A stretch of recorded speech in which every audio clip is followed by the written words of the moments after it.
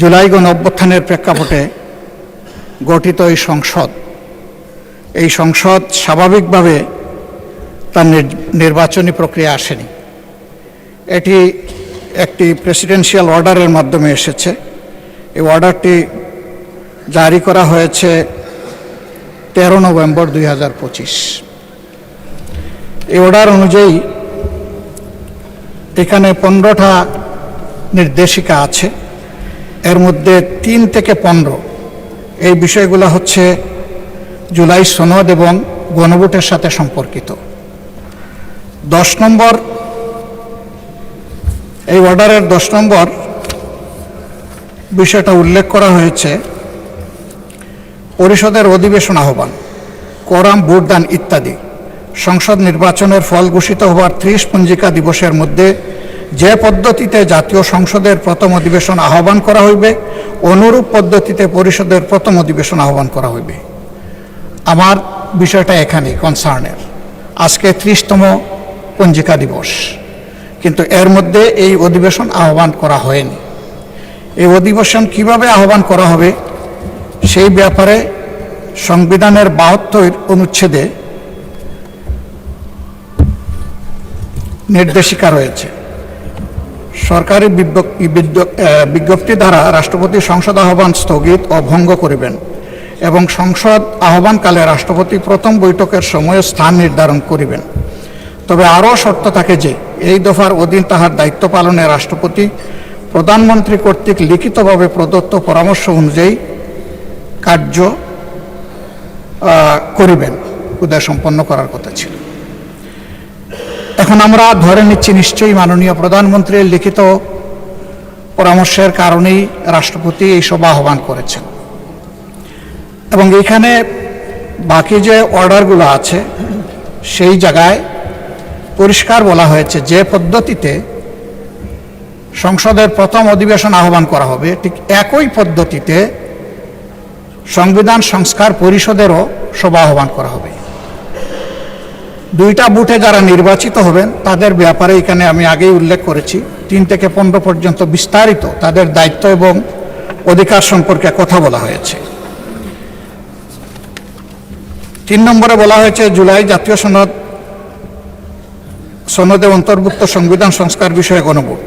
জনগণের সার্বভৌম ক্ষমতা প্রয়োগের উদ্দেশ্যে এই আদেশ এবং জুলাই জাতীয় সনদের সংবিধান সংস্কার সম্পর্কিত অংশ গণভোটে উপস্থাপন করা হবে। 4 নম্বরে বলা হয়েছে গণভোটে নিম্নরূপ প্রশ্ন উপস্থাপন করা হবে। যে 4টা প্রশ্ন ব্যালটের মধ্যে ছিল সেটা আর আমি উল্লেখ করতে যাচ্ছি না। 5 নম্বরে বলা হয়েছে গণভোট অনুষ্ঠানে এই আদেশ জারির অব্যবহিত পর অনুষ্ঠিতব্য জাতীয় সংসদ নির্বাচনের দিন এই আদেশ অনুসারে গণভোট অনুষ্ঠিত হবে। এটা হয়ে গেছে। এবং গণভোটে যারা ভোট প্রয়োগ করেছেন তাদের মধ্যে প্রায় 70% মানুষ হায়ের পক্ষে ভোট দিয়ে তারা সংস্কারের পক্ষে রায় দিয়েছেন। 6 নম্বরে গণভোট অনুষ্ঠানের জন্য আইন প্রণয়ন। গণভোট অনুষ্ঠানের লক্ষ্যে নির্বাচন কমিশন কর্তৃক প্রয়োজনীয় ব্যবস্থা গ্রহণের উদ্দেশ্যে যথোপযুক্ত আইন প্রণয়ন করা হবে। এটাও হয়ে গেছে। সংবিধানের সংস্কার পরিষদ গঠন উহার কার্যাবলী এবং বিলুপ্তি। গণভোটে উপস্থাপিত প্রশ্নের উত্তরে প্রদত্ত সংখ্যাগরিষ্ঠ ভোট সূচক হইলে এই আদেশ জারির অব্যবহিত পর অনুষ্ঠিতব্য জাতীয় সংসদের সাধারণ নির্বাচনে নির্বাচিত প্রতিনিধিগণের সমন্বয়ে একটি সংবিধান সংস্কার পরিষদ গঠিত হইবে। মাননীয় স্পিকার, এটি হয়নি এবং এর সময়সীমা আজকে শেষ। যাহা সংবিধান সংস্কার বিষয়ে সকল ক্ষমতা প্রয়োগ করিতে পারিবে। খ, উক্ত নির্বাচনে নির্বাচিত প্রতিনিধিগণ একসাথে জাতীয় সংসদের সদস্য হিসাবে এবং এই আদেশ অনুসারে সংবিধান সংস্কার পরিষদের সদস্য হিসাবে দায়িত্ব পালন করিবেন। এই সুযোগ আমরা পেতে চাই। পরিষদ উহার প্রথম অধিবেশন শুরুর তারিখ হইতে 180 কার্য দিবসের মধ্যে জুলাই জাতীয় সনদ এবং গণভোটের ফলাফল অনুসারে সংবিধান সংস্কার সম্পন্ন করিবে এবং তা সম্পন্ন করিবার পর পরিষদের কার্যক্রম সমাপ্ত হইবে। শুরুই হোক আগে, তারপরে সমাপ্ত। পরিষদের কর্মধারায় অংশগ্রহণের সময় নির্বাচিত প্রতিনিধিগণ পরিষদ সদস্য হিসাবে অভিহিত হইবেন। মানে 2টা ক্যাপাসিটিতে আমরা এখানে নির্বাচিত হয়েছি, 2টা বুথের মাধ্যমে, আলাদা আলাদা বুথ। এই আদেশের উদ্দেশ্য পূরণকল্পে পরিষদ ইহার অধিবেশন আহ্বান ও মুলতবি সংবিধান সংস্কার বিষয়ে প্রস্তাব উত্থাপনের পদ্ধতি, উক্ত প্রস্তাব বিবেচনা ও গ্রহণ এবং অন্য সকল বিষয়ে কার্যপ্রণালী নির্ধারণ করিবে। জাতীয় সংসদ সচিবালয় পরিষদকে সাচিবিক সহায়তা প্রদান করিবেন। শপথ এবং শপথ পাঠ পরিচালনা। নির্বাচিত প্রতিনিধিগণ সংসদ সদস্য হিসাবে শপথ গ্রহণের পর একই শপথ অনুষ্ঠানে এই আদেশের তফসিলে বর্ণিত এক অনুযায়ী পরিষদ সদস্য হিসাবে শপথ গ্রহণ করিবেন এবং অনুরূপ শপথ পত্রে স্বাক্ষর দান করিবেন। আমরা সকল বিরোধী দলীয় সদস্য ৭৭ জন আমরা এটা গ্রহণ করেছি এবং স্বাক্ষর প্রদান করেছি।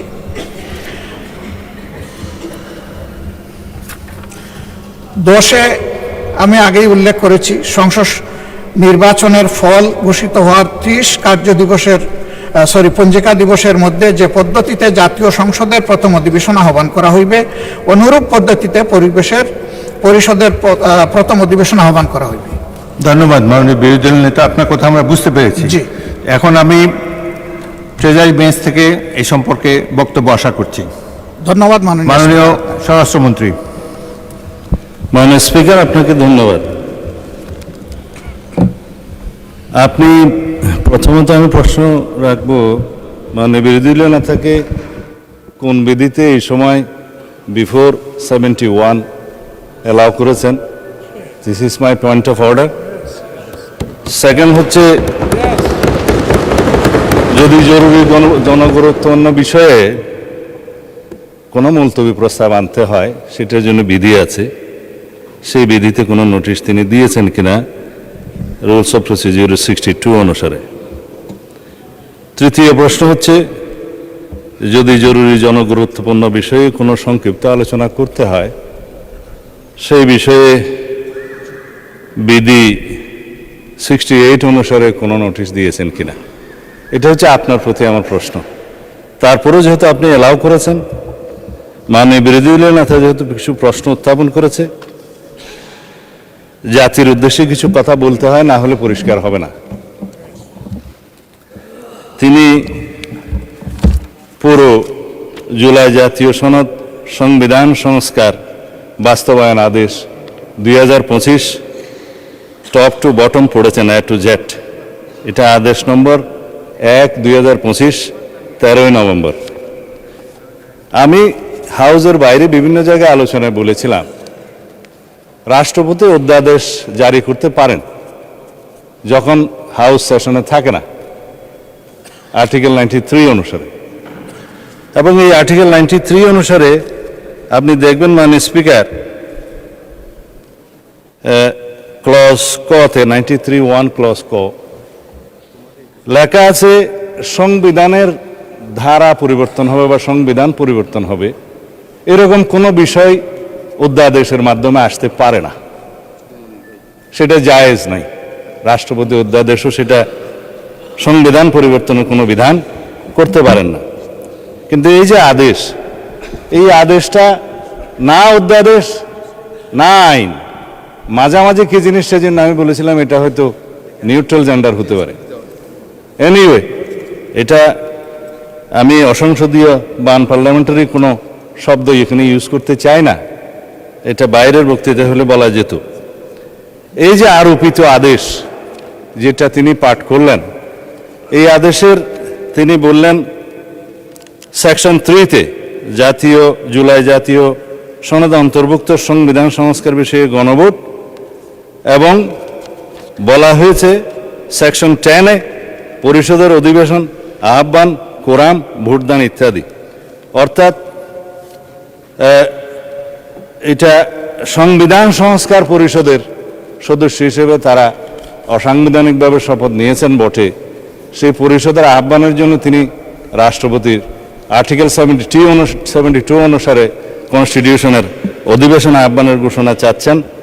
এবং তিনি বলেছেন, যেহেতু দুইটি কাজ বাদে বাকিগুলো সব প্রাইম মিনিস্টার রিকমেন্ডেশনে প্রেসিডেন্ট করে থাকেন, এবং একইভাবে এই সংসদের আহ্বানও তিনি করেছেন প্রধানমন্ত্রীর পরামর্শ অনুযায়ী আর্টিকেল 72 অনুসারে। তো এইখানে প্রেসিডেন্টের ক্ষমতা, যে প্রধানমন্ত্রী পরামর্শ দিয়েছেন তিনি জাতীয় সংসদের অধিবেশন আহ্বান করবেন আর্টিকেল 72, এবং স্থান এবং সময় নির্ধারণ করেছেন। আর্টিকেল 73 অনুসারে তিনি ভাষণ দেওয়ার কথা ভাষণ দিয়েছেন। আমাদের বিরোধী দলীয় বন্ধুরা ভাষণ শুনতে চাননি, চলে গিয়েছেন, ভালো কথা। কিন্তু সেই ভাষণের উপর আলোচনার জন্য তিনি কালকে প্রস্তাব করেছেন 50 ঘন্টা বরাদ্দ করা হোক। তো এখন যদি রাষ্ট্রপতির ভাষণের উপরে 50 ঘন্টা আলোচনা হয়, ভালো, সংখ্যা অনুপাতে সেই সময় বরাদ্দ করা হবে, আমরা অ্যাপ্রিসিয়েট করি। কিন্তু এই যে আর্টিকেল 72 অনুসারে সংবিধান সংস্কার পরিষদের যেখানে অস্তিত্ব না থাকায় প্রধানমন্ত্রীও সেটা পরামর্শ দিতে পারেন না রাষ্ট্রপতিকে, রাষ্ট্রপতিও সেই অধিবেশন আহ্বান করতে পারেন না, বিধায় সে করেননি। তা এখন যদি তাদের প্রশ্ন অনুসারে এই আদেশটা যদি বৈধ হয়, রাষ্ট্রপতি যে আদেশটা জারি করেছেন সেটা যদি সাংবিধানিক হয়, সেটা আমরা এখানে আলোচনা করতে পারি। ইদানিং একটা আলোচিত বিষয় হয়েছে, জুডিশিয়ারিতে সেটা আপিল হয়েছে, রিট হয়েছে, এই সংবিধান সংস্কার বাস্তবায়ন আদেশ এইটা এবং গণভোটের সার্টেন পোর্শন কেন আনকনস্টিটিউশনাল ডিক্লেয়ার করা হবে না, সেই মর্মে রুলও জারি করা হয়েছে শুনলাম। এখানে হয়তো জুডিশিয়ারির মতামত দিবে, বাট জুডিশিয়ারির মতামত এই সোভারেইন পার্লামেন্টের উপরে কখনো বাইন্ডিং না। কিন্তু এই সোভারেইন পার্লামেন্ট কখনো আবার এমন কোনো আইন প্রণয়ন করতে পারে না যেটা জুডিশিয়ারিতে যে চ্যালেঞ্জ হয়ে নাল অ্যান্ড ভয়েড হয়ে যাবে, আল্টারভায়ার্স টু দি কনস্টিটিউশন হয়ে যাবে। তো সুতরাং আমাদেরকে উভয় দিকে লক্ষ্য রেখে জাতির বৃহত্তর স্বার্থে আইনানুগভাবে এবং সাংবিধানিকভাবে যেতে হবে এই মহান জাতীয় সংসদে আমাদের সমস্ত কার্যক্রম। এখন যদি বলা হয় যে গণভোটের রায় বাস্তবায়নের জন্য সংবিধান সংস্কার পরিষদ গঠন করতে হবে, মানলাম আমরা নির্বাচিত হয়েছি সাংবিধানিক ভোটে। নির্বাচন কমিশনের দুইটাই এখতিয়ার, একটা হচ্ছে জাতীয় সংসদের নির্বাচন অনুষ্ঠান করা, আর একটা হচ্ছে রাষ্ট্রপতির নির্বাচন অনুষ্ঠান করা। এটা হচ্ছে কনস্টিটিউশনাল ম্যান্ডেট, যেটা নির্বাচন কমিশন পালন করতে বাধ্য। কিন্তু আরেকটা আইন হয়েছে গণভোটের জন্য, এটা আমরাও প্রস্তাব করেছিলাম, যেহেতু আইনি ভিত্তি চেয়েছেন সবাই জুলাই জাতীয় সনদের, যে জনগণ কি বলে আমরা দেখি। সেখানে জুলাই জাতীয় সনদ যেভাবে স্বাক্ষরিত হয়েছে, রাজনৈতিক সমঝোতার দলিল হিসেবে ঐতিহাসিকভাবে যেটা স্বাক্ষরিত হয়েছে, তার উপর ভিত্তি করে জুলাই জাতীয় সনদের পক্ষে এদেশের জনগণ আছে কি নাই সেই প্রশ্নে গণভোট হতে পারে, এবং সেটা একদিনে হবে না, 2 দিনে হবে, সেই বাহাস অনেকদিন হয়েছে, অতঃপর একদিনে অনুষ্ঠিত হয়েছে। এবং সেই ব্যালটে গণভোটে হ্যাঁ এবং না লেখা ছিল, কিন্তু এই আদেশটা মাঝখানে জারি করে আরেকটা প্রশ্ন ওখানে ইন্ট্রোডিউস করে দেয়া হয়েছে যে এই প্রশ্নে গণভোট দেয়া হলো 4টা প্রশ্ন, যে প্রশ্নের মধ্যে একটা বিশাল প্রশ্ন জুলাই জাতীয় সনদের সমঝোতা হয়নি, এটা একটা জবরদস্তিমূলক আরোপিত আদেশ করে সেই আদেশের একটা প্রশ্ন গণভোটের মধ্যে দেয়া হলো, যেটা আমার পড়তে লাগছে 3.5 ঘন্টা। জনগণ সেটা পড়ে হ্যাঁ এবং না দিয়েছে কিনা আমি জানি না, তবে 4টা ভোট 4টা প্রশ্ন, সেই প্রশ্নের মধ্যে একটা অ্যান্সার দিতে বলা হয়েছে, আইদার হ্যাঁ অথবা না বলুন।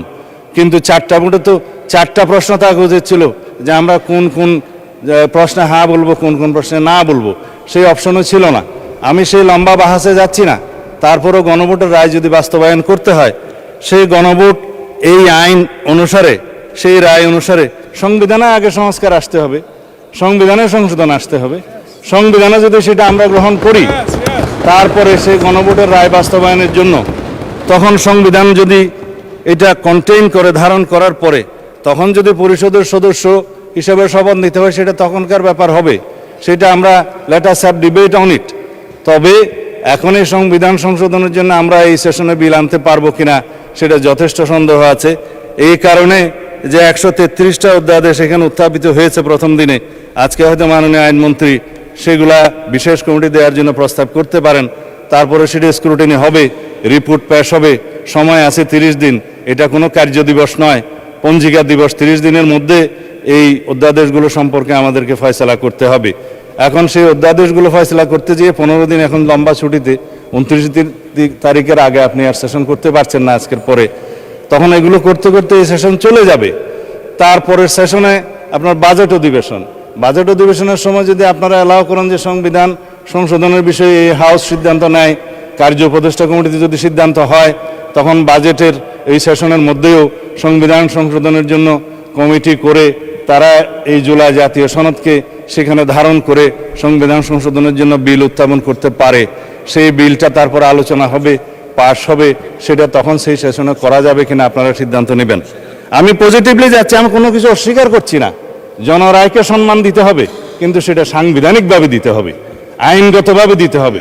এখানে ইমোশনের কোনো জায়গা নেই। রাষ্ট্র ইমোশন দিয়ে চলে না, রাষ্ট্র চলে সংবিধান দিয়ে, আইন দিয়ে, কানুন দিয়ে। তা আমরা সেইভাবে যাই।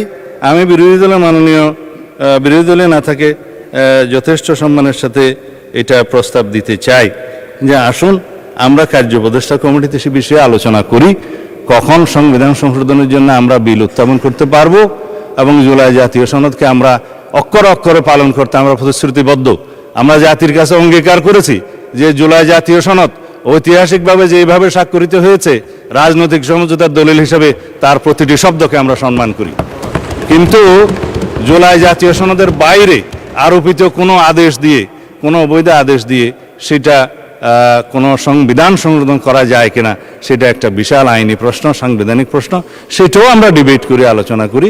আমরা কার্য উপদেষ্টা কমিটিতে আলোচনা করি এবং সংবিধান সংশোধনের জন্য আমরা বিল উত্থাপন করি। সেই বিল আমরা সমঝোতার ভিত্তিতে এই মহান হাউসে গ্রহণ করি।